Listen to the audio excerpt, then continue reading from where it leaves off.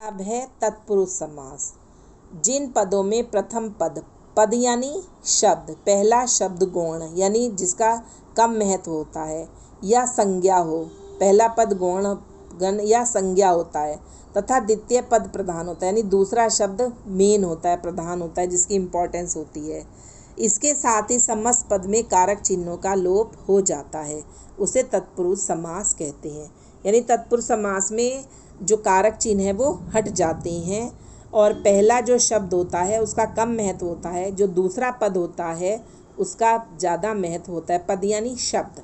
अब जैसे राजाज्ञा, राजा की आज्ञा, सर्वप्रिय, सबका प्रिय, राष्ट्रपति, राष्ट्र का पति, वनवास, वन में वास, गृह प्रवेश, गृह में प्रवेश, भयभीत, भय से भीत, शोकाकुल, शोक से आकुल, सेनापति, सेना का पति, घुड़दौड़, घोड़ों की दौड़, अकाल पीड़ित, अकाल से पीड़ित, भय मुक्त, भय से मुक्त, जगदीश, जगत का ईश, ईश यानी भगवान यानी संसार का भगवान, यज्ञशाला, यज्ञ के लिए शाला, पित्राज्ञा, पिता की आज्ञा, राजपुरुष, राजा का पुरुष।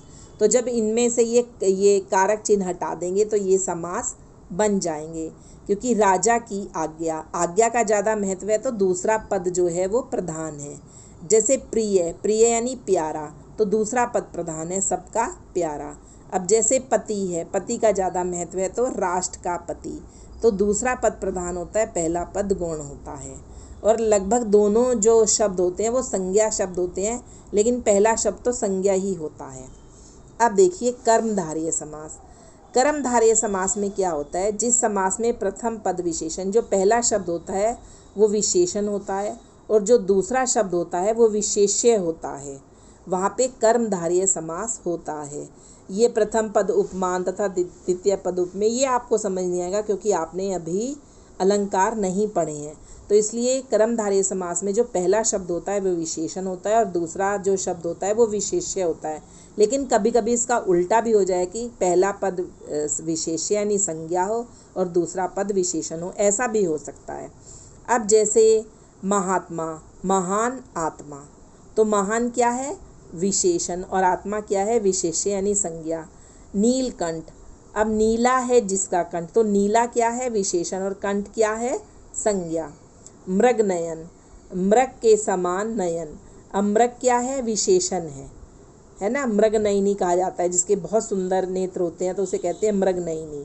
तो मृग यानी हिरन, तो ये विशेषण है। नयन यानी नेत्र, ये है विशेष्य यानी संज्ञा। पीताम्बर, पीला है अंबर, अंबर यानी कपड़ा, पीला क्या है, विशेषण, अंबर यानी कपड़ा। अब जैसे है चरण कमल, अब देखो यहाँ पे पहले विशेष्य है और फिर विशेष है। कमल, कमल क्या है, विशेषण, यानी कमल के समान चरण, तो यहाँ पे पहले विशेष्य है फिर विशेष है। पुरुषोत्तम यानी उत्तम है जो पुरुष, या पुरुषों में जो है उत्तम, तो पुरुष क्या है, विशेष्य, और उत्तम क्या है, विशेषण, तो क्या हो गया ये, उत्तम है जो पुरुष। महादेव यानी महान है जो देव। महाद्वीप, महान द्वीप, तो ये आपको समझ आ जाना चाहिए। फिर है द्विगु समास। द्विगु समास में ये बहुत, द्विगु समास का जो पहला पद होता है वो संख्यावाची होता है।